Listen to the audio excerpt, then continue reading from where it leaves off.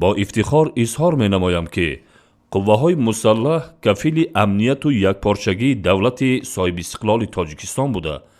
خدمتچیان حربی جزو تامهای نظامی در حفظ مرز و بوم وطن، تأمین امنیت دولت و زندگی آسوده ساکنان کشور سهمی بزرگ دارند.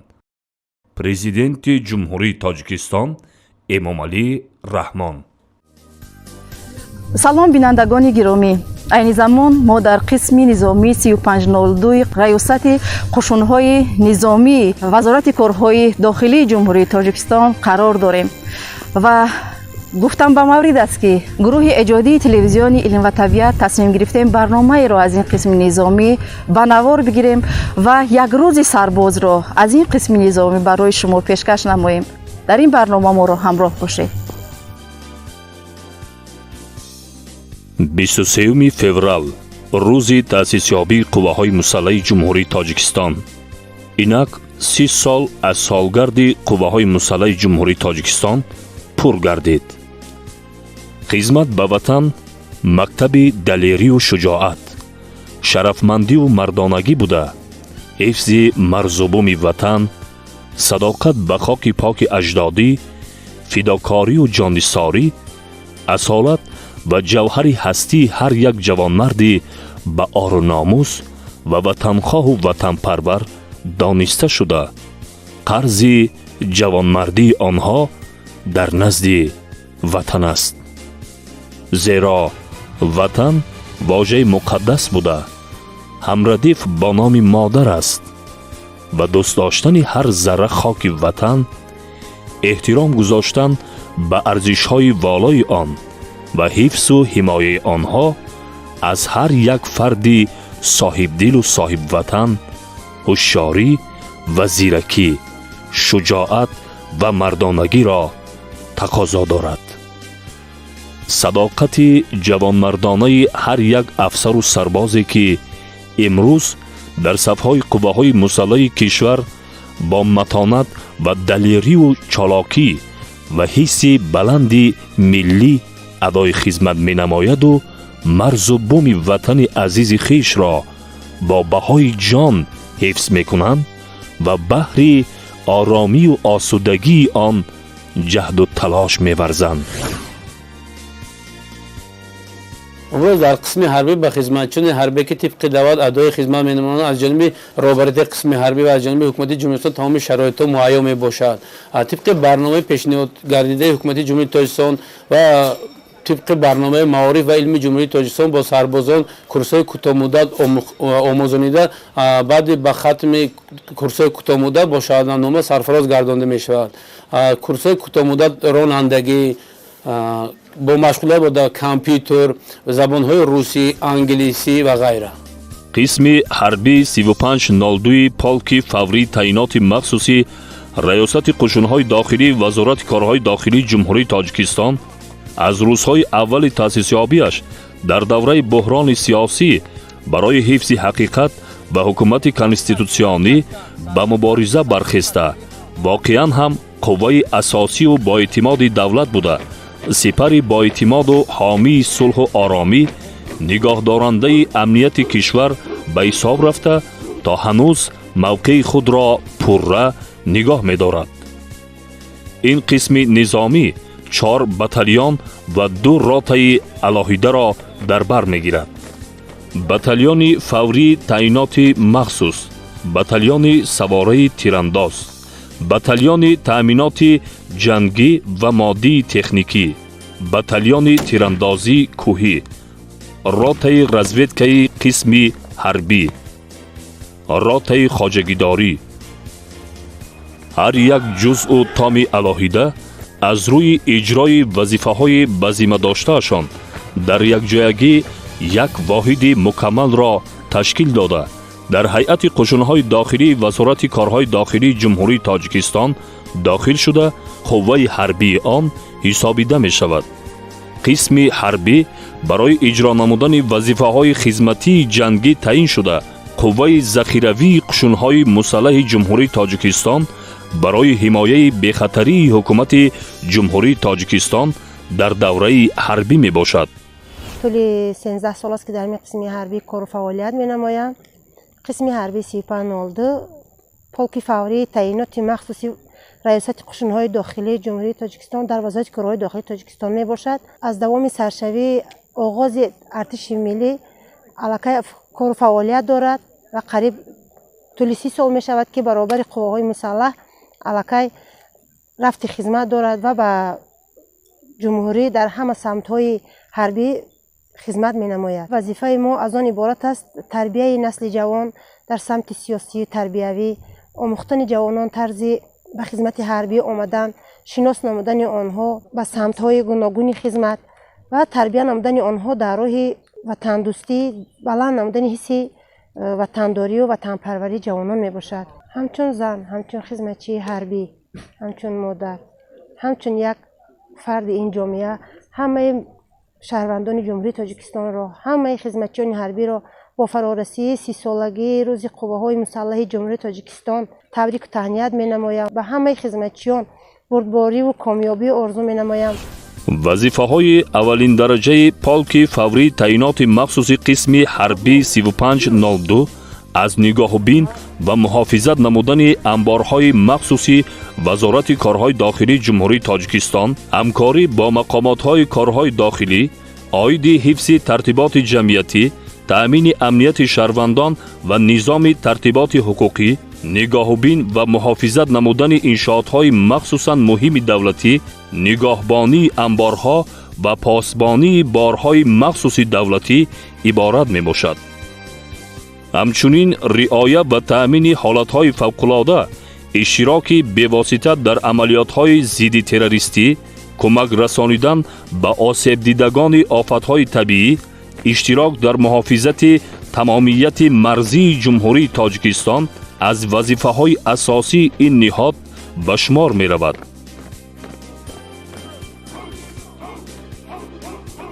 مشق‌های کامپلکسی، تاکتیکی، حربی نظامی، تعلیمی که در تمام جزء تام‌های قسم حربی 3502 شده گذاشتند از طرف راهبران نهادهای دفاعی مملکت و ناظران نظامی بهای بلند گرفتند. سنجش‌های نمایندگان بلندپایه حکومت جمهوری تاجیکستان عاید به تیاری جنگی در قشون‌ها نتیجه‌های مثبت دادند.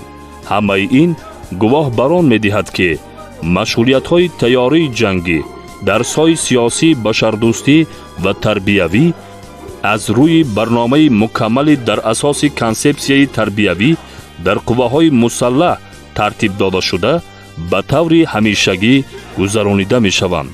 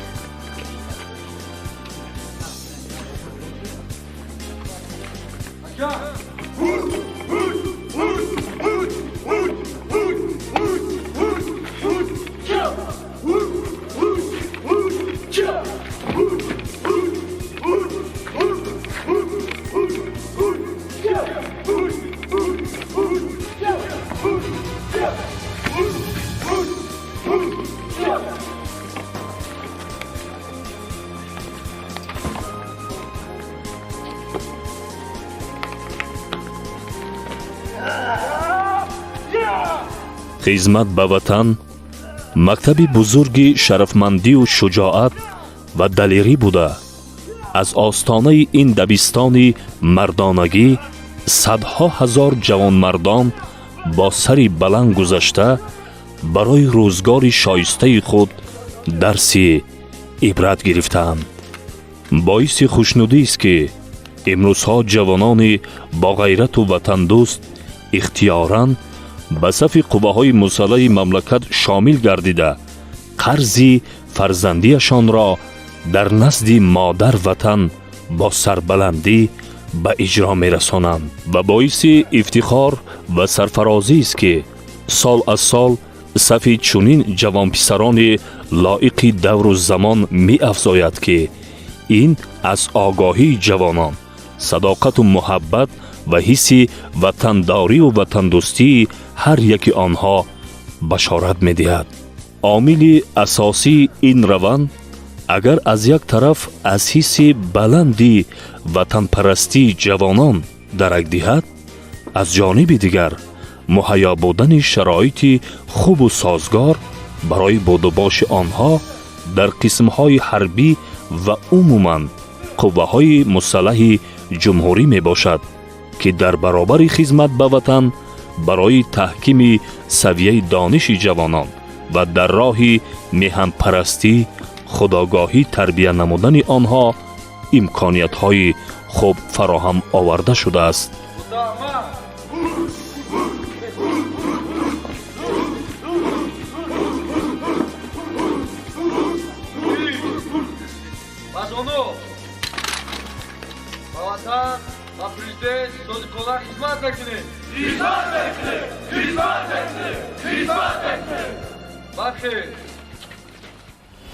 ассалому алайкум. алайкум ассалом. Ман сарбози қатори Раҳмат Ҳусайдо тӯли 9 моҳ мешавад дар қисми ҳарбии 3502 қушунҳои дохилӣ хизмат мекунам.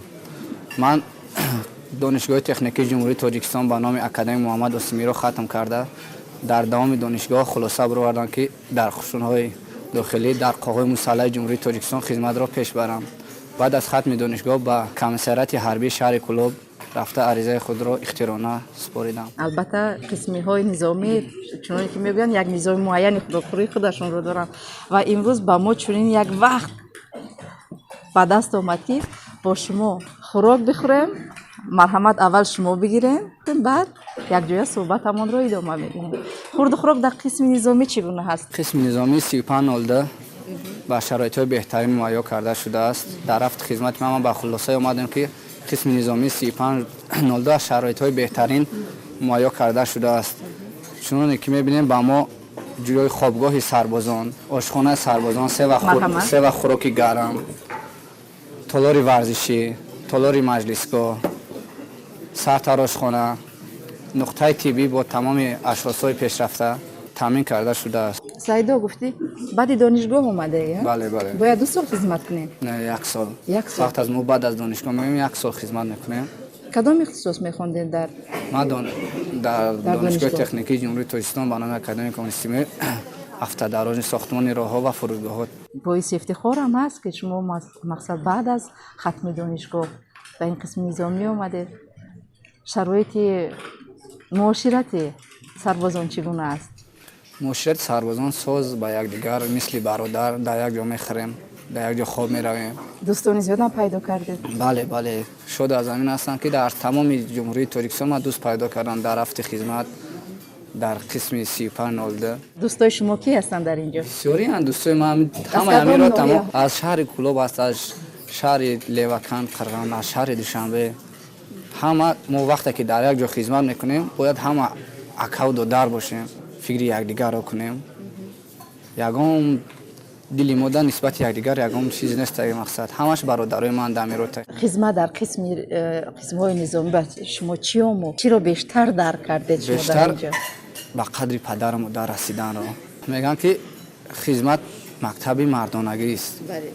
дар хона хеле ки мебинем мақсад бисёр одамон аст падар модар меан аз ҷой бар намехезанд. як сарбозе аз худат майда ҳамя мехезӣ ҳурмат иззат ки модаре ки моро ба дунё овардааст, модари моро калон кардааст, мақсад заҳмат мекашад ба қадри падар модар. алал хусус дӯстдории ватан. мо дар ин ҷо машқҳо тактикӣ вобаста тирпарониҳо вобаста ҳастем. чӣ қадар завқ меояд ба мо дар қисми ҳарбӣ мақсад дар рафти хизмат ки ватанро дӯст дорем, завқманд мешавем. яъне мактаби ҷавонмардиро меомӯзанд? бале бале. ба он нафароне ки ҳозир аз хизмат метарсанд یا اینکه خدمت کردن نمیخواهند؟ باز خدمت جای یگام تحصیلان نیست. من با همه جوانمردای تاجیکستان گفتنیم که اومده در قوای مسلح برای وطن مادر صاف دلانه خدمت کنند. سلامت باشه. در این روز به همه اون سربازانی که یا که تماشابینانی که ما رو تماشا دارن چی آرزوها داره؟ آرزو دارم اولا بیان برای خلق وطن خود رو حمایت کردن، خدمت کنند. همه وقت سربلند باشند، خدمت رو با سر بلند ادا نموده به نزد پدر مادر برگردند. از تلویزیون به مادر خودت چی گفتنی هستی؟ امکانیت خوب هم داری که برای با مادر؟ مادرم هر چی که با مادرم چیزی که بگم کمه برای که خدمت‌های مادرم در خدمت کردگیه. نه که اگر امکانیت باشه برای پدر شعر میگم. پدرم دیده برایت نگران است هنوز، غم ندیدن تو باری گران است هنوز. آنقدر خدمت به وطن کرده ای، نامی نکرد ورد زبان است هنوز. سلامت باشید. آرزو میکنیم که خدمت رو به وطن ادا کرده در آینده به کلاهای بلند زندگی نائل گردید. سلامت باشید. در این سمت نقش پدر و مادر به عائله نظررس است. والدان با امر دل و قرض وطنداری فرزندانشان را به خدمت حربی حمایه وطن گسیل میکنند. باعث افتخار است که امروز صف قوه‌های مسلح جمهوری تاجیکستان از حساب جوانان خدمکردگان دانشکده حربی وزارت مدافع جمهوری تاجیکستان و اکادمیا و آموزشگاه‌های عالی حربی دولت‌های خارجی دور و نزدیک با افسران کسبی پرره گردانیده می‌شود. در زمان استقلالیت جوانان زیاد مؤسسه‌های تحصیلات عالی حربی مملکت و دولت‌های پیشرفته جهان و بیش از هزارها نفر اکادمیای حربی را ختم نمودند. حالا قسمت زیاد افسرانی که در قوه‌های مسلح جمهوری تاجیکستان خدمت می‌کنند، ختم کردگان دانشکده و اکادمیاهای حربی یعنی متخصصان کسبی میباشند.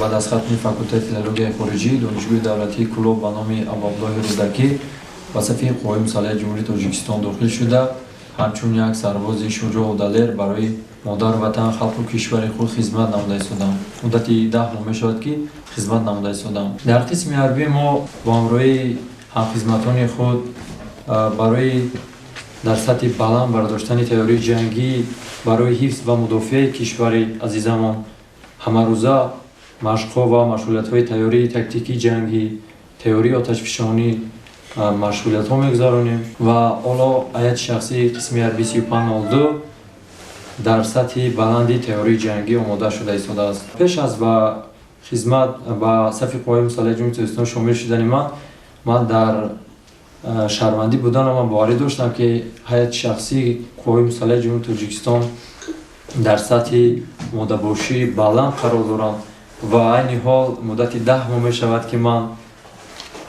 در عمل می بینم همین چیز رو. برای که من خود در سرحد زندگی میکنم، سربازان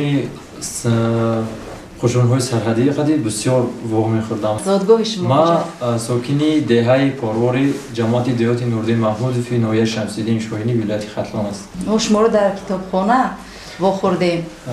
ما در خانه نیست کتاب می‌خوندید؟ بله، در خانه‌ام با مطالعه کتاب بسیار مشغول می‌شدم و در قسم عربی باشد در وقت‌های خالگی خود با کتابخانه قسم عربی آمده کتاب‌های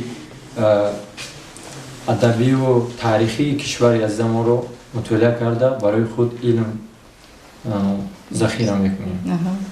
چی نقشه دارید در آینده؟ در آینده نقشه من همین است که بعد از ادای خدمت مادر وطن برای خلق و کشور خود کار و فعالیت و خدمت صادقانه کنم. از تمام منطقه‌های کشور عزیز و محبوب ما دوست پیدا کردم. از این شاد هستم که از تمام منطقه‌های کشور من دوست و رفیق دارم. یکی از رفیق‌های عزیز و محبوب من کمال رمضان میباشد که این حال در بر ما ایستاده است. این کس همه روزه برای در وقت‌های خالگی ما با ما میشیند و مهارت خوبی سرایندگی دارد و همه روزه برای ما شعر و ترانه از کشور و مادر و وطن میخواند و خستگی و با لیدروی ما رو بلند. سلام رمضان. از شما خواهش میکنیم که یک ترانه در پس مادر باشد، وطن باشد، در همه قسم نظامی میخوانده. سرزمین مهر و ماه و عشق و زندگی، جان فدای آب و خاک و باد و آتشت. قوله های تو نشان غیرت و غرور، صد چمن شکفته در هوای دل کشد. قوله های تو نشان غیرت و غرور، صد چمن شکفته در هوای دل کشد. سرزمین من، سرزمین من، سرزمین من، سرزمین من، بلکه کوچکی ولی لطیف و بخشی، مثل کودکان ناگناه و نازنین.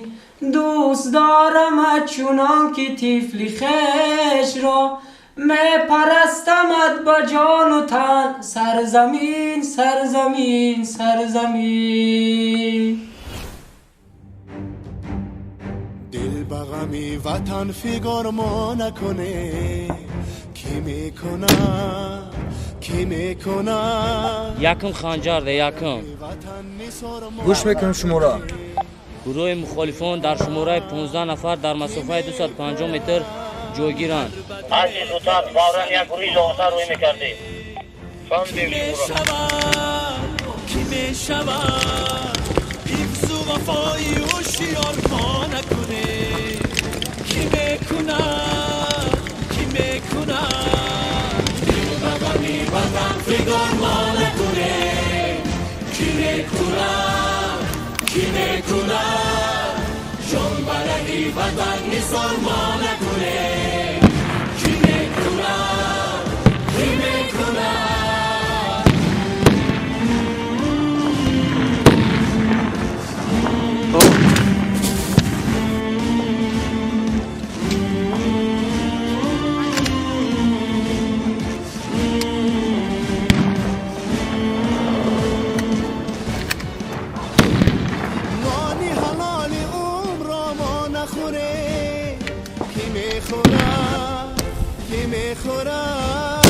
بس عملی خود افتخار ما نکنه، کی میکنه کی میکنه.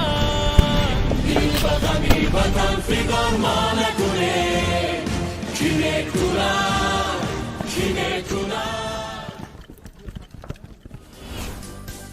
تاجیکستان امروز صاحب ارتش قدرتمندی می باشد که کارنمایی های پر افتخار دارد.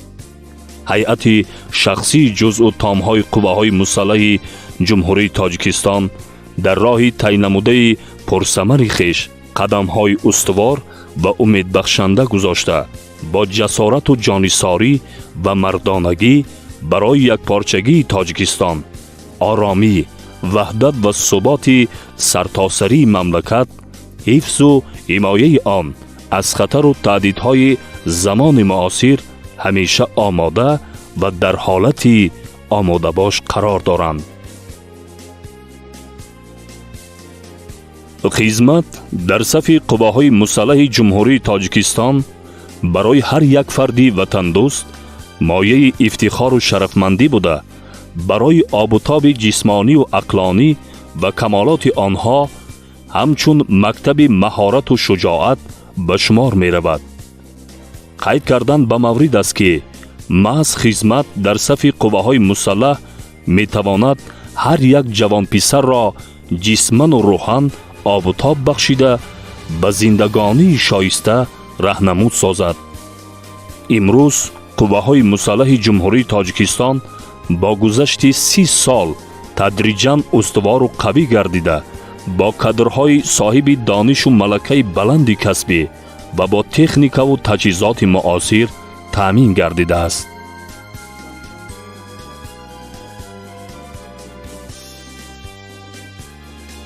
خوشبختانه مردم تاجیکستان در سیمای ارتش ملی حامی و محافظ خود را دیده رو به بنیادکاری و سازندگی نهاده است، زیرا ارتش ملی تکیهگاهی اساسی دولت و سپری با اعتماد دولت بوده تاجیکستان بهشت‌آسای و صاحب استقلال را صادقانه و صمیمانه محافظت می نماید.